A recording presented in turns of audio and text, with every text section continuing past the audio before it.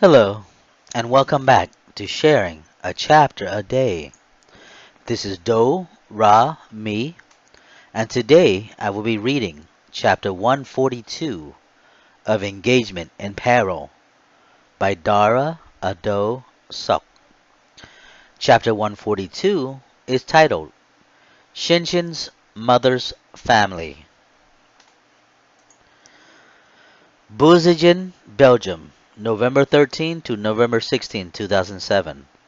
The Eurostar train ride from London, England to Brussels, Belgium took a little less than 4 hours or so. Luckily, my aunt had called her younger brother, my uncle Kashi, ahead of time and to tell him that Delia and I were coming down to visit and that he should pick us up from the Thalys main station there in Brussels. Before stopping in Brussels, the Eurostar train made several stops previously. From what my from what my cousin Kagome had told us, we counted the number of stops and waited for our turn to get off the train, and of course, we waited until the train stopped in Brussels, Belgium. While Delilah and I were riding on the long ride in the train, we walked about the cabin, got some snacks, and made out several times. We didn't bother having sexual fun this time. Well, we did. We just calmly sat and held hands, and at times giving each other soft, tender kisses. Of course, we had dirty sex in the washroom. We played various card games and crossword and Sudoku. We went over our notes from my cousin Gome and about our stops and rides. The comfortable Eurostar train went through the English tunnel. The comfortable Eurostar train went through the English tunnel. That was quite a long ride in the dark. We took that we took that time to grope each other and heavily. I really love this girl, Lord.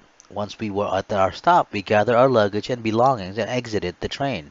After a few 100 feet away from the train and in the lobby area, we were met by my uncle Kashi and one of his sons. I recognized him from the start. He looked actually like his older sister back in London. They both had the same facial structure and had quite the resemblance. Uncle Kashi and one of his four sons greeted me and Delilah, and he embraced me in his arm. That was nice of him. I returned the firm embrace and said hello. Uncle Kashi and his teenage son, Daru, helped us with our belongings and escorted us to the compact Mercedes SUV that was parked just outside the train Thalys station parking lot. In some broken English, accompanied with some Flemish accent, my uncle asked how our trip went for us so far from the U.S. to London and what we did and what we saw there. We took turns telling what we did, and his son, also speaking in broken English with Flemish accent, asked us what we did for our work and such in America. Quite nice of them to ask how we were and what we did. So we told them of what we did. The drive from the Brussels train station to my uncle's home in Boezingen took about half an hour or so. The drive was smooth and cozy. Delia and I sat in the back seat while he and his son talked to us in their Flemish accent. We chit-chatted about our trip to his home. The weather in Belgium was much colder than the temperature in London. Good thing Delia and I came prepared. We were snuggled in our coats and scarf.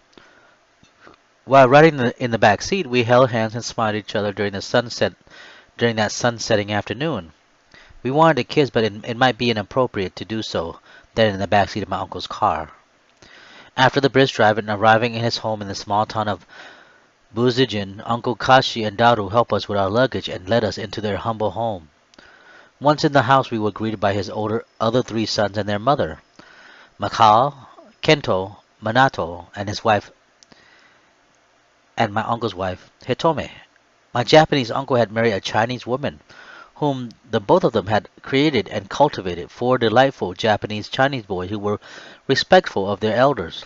All the children had all the children that my uncle had and his wife had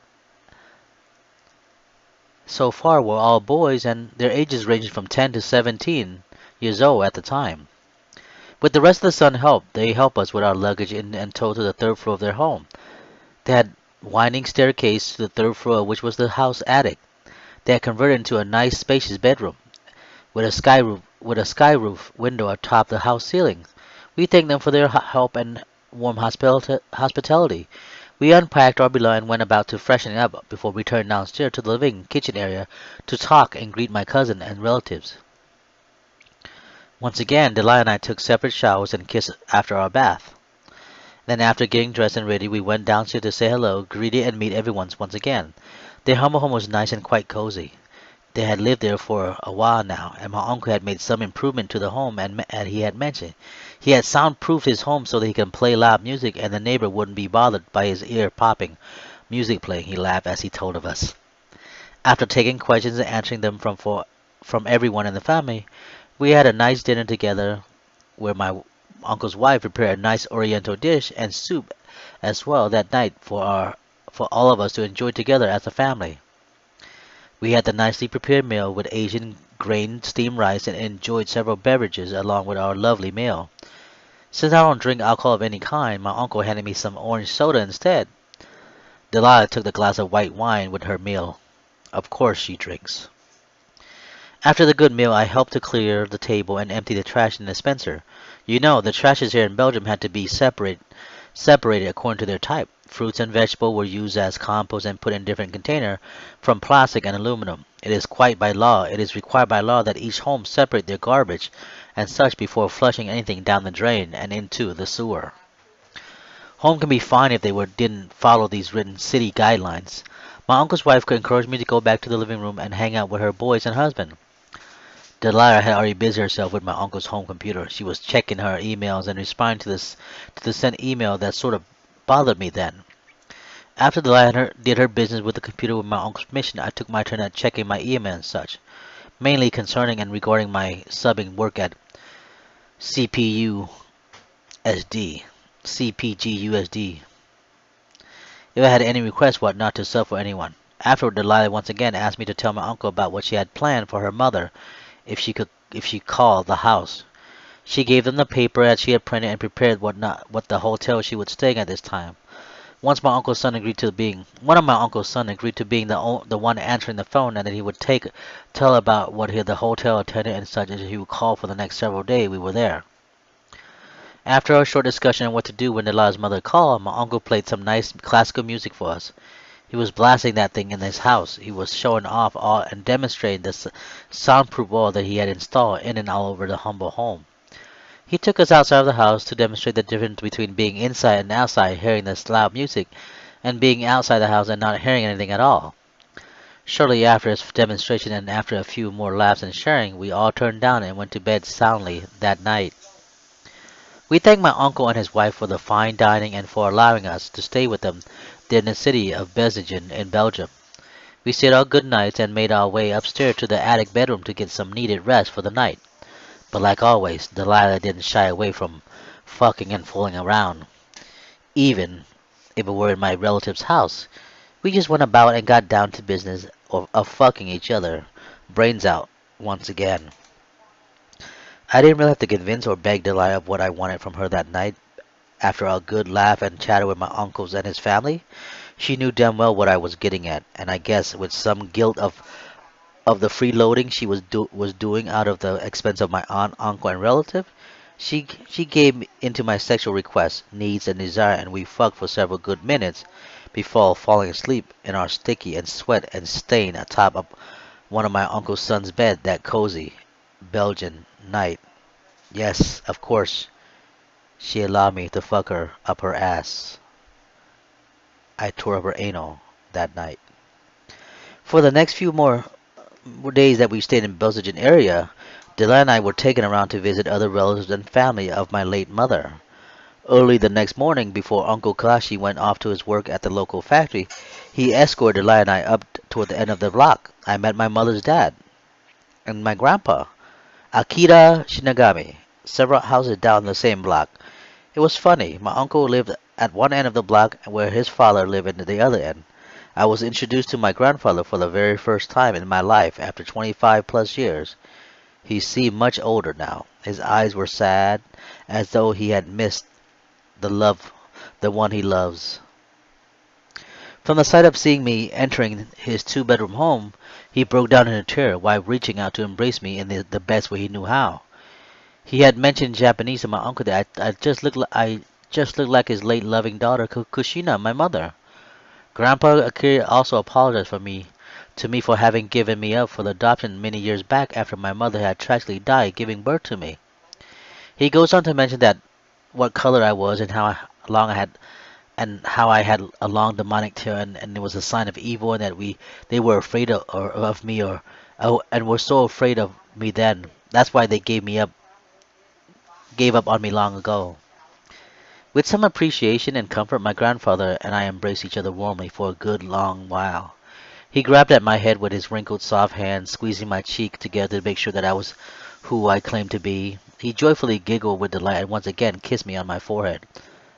What was I supposed to do then? Well, I allowed him to do what he wanted then and told him that that it was okay that he and his family had given up on me. That I had a good parent who took looked after me and I learned much and grew up well.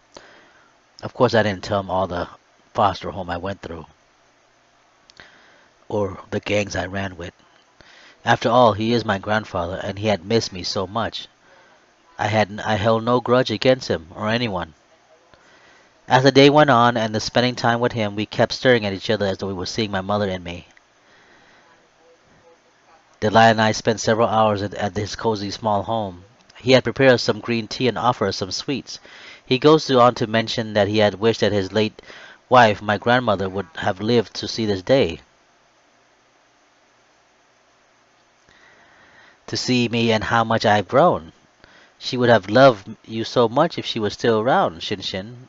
This my loving grandfather had told me that morning and day as we spent time talking of our lives, of our past lives.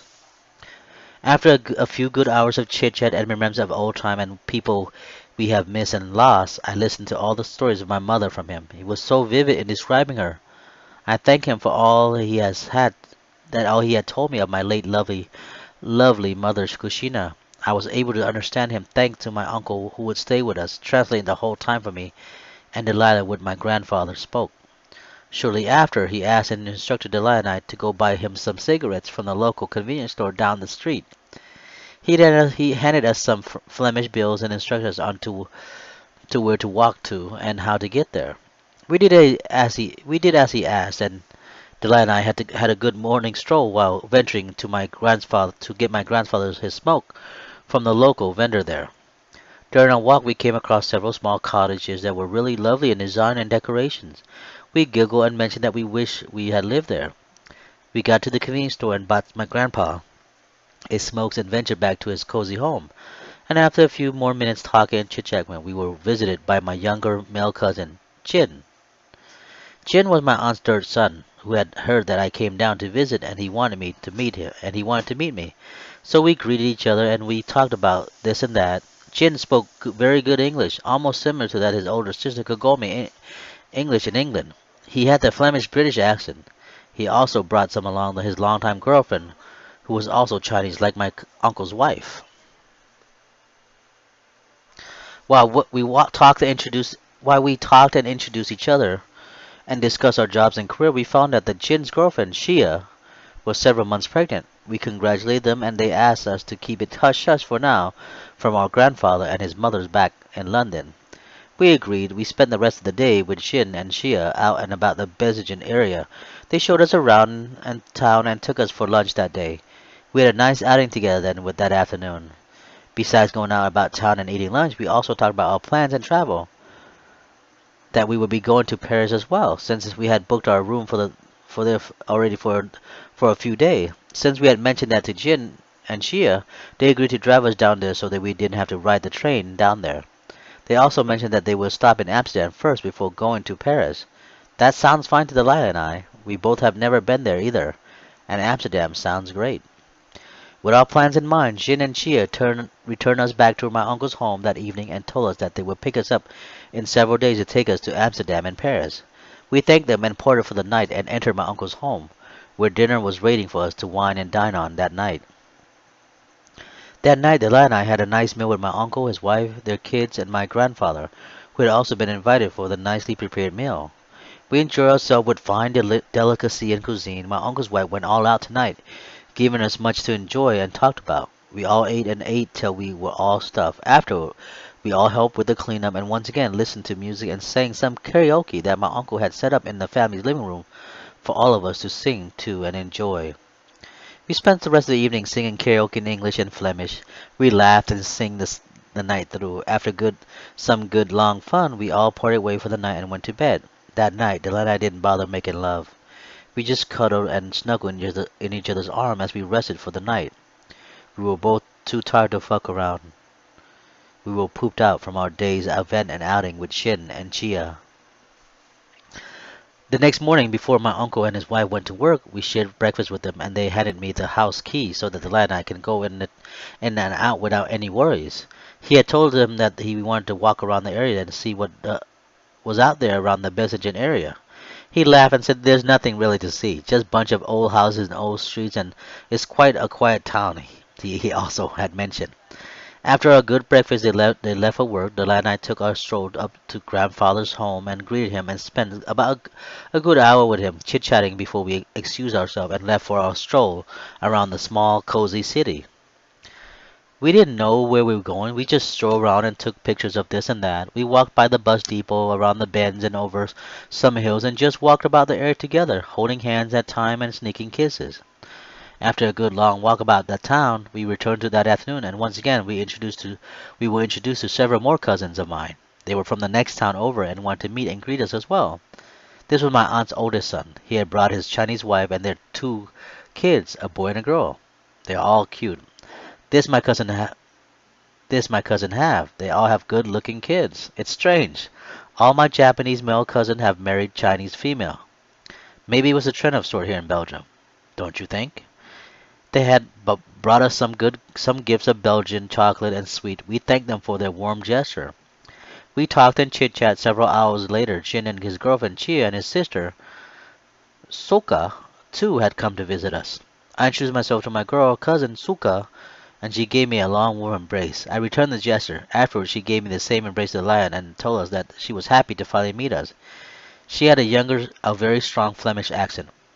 Suka had a very strong Flemish accent. Everyone had already planned it out that night. Everyone was going to take Delilah and myself out to dinner, out for dinner at the Belgian family restaurant. It was like a big family gathering of sort. Suka and had mentioned she was about the same age as Delilah then. I saw that Suka was with more class and humbleness than Delilah though. We all had a good fun and that afternoon getting to know each other and such, and then in several cars we drove to the Belgian family restaurant on the other side of town. The good brisk drive only took minutes. Once there we were given several tables in front of the restaurant corner, and we got down to ordering. Delilah and I asked for some recommendation. My little cute cousin Zoe recommended that the Belgian sausage and rice combination platter. I giggled, gave her a wink, and agreed with her recommendation, and Delilah ordered the same thing as well. All our orders were taken, and shortly after, one by one, with full plates of in hand, we were all served with our delicious Belgian food and beverage. We dined and took pictures that night together, enjoying the family atmosphere and just eating away the night in each other's warm company of full plates and desserts. After about a good long hour or so, we were all finished eating our meals and desserts and seemed satisfied with our served food. My oldest cousin Kenji took up the tab for the entire meal. Almost all at once we thanked him and with laughter. Afterwards, some of us used the restroom, and then we all left the nice family restaurant. Once outside in the parking lot, we parted away from my oldest cousin Kenji and his family. We hugged good night, and Delia and I left with Shin and Chia and Suka in Jin's BMW 750 while they drove us back to our uncle's home to get rest. We talked and thanked them for their hospitality, and once at home, we parted way for the night. Jin reminded us of tomorrow's event and trip to Amsterdam and Paris. Thank you for listening. This is the end of chapter 142. Be on the lookout for chapter 143, titled Experiencing Amsterdam. This is Do, Ra, me, and I'll see you later. Thank you.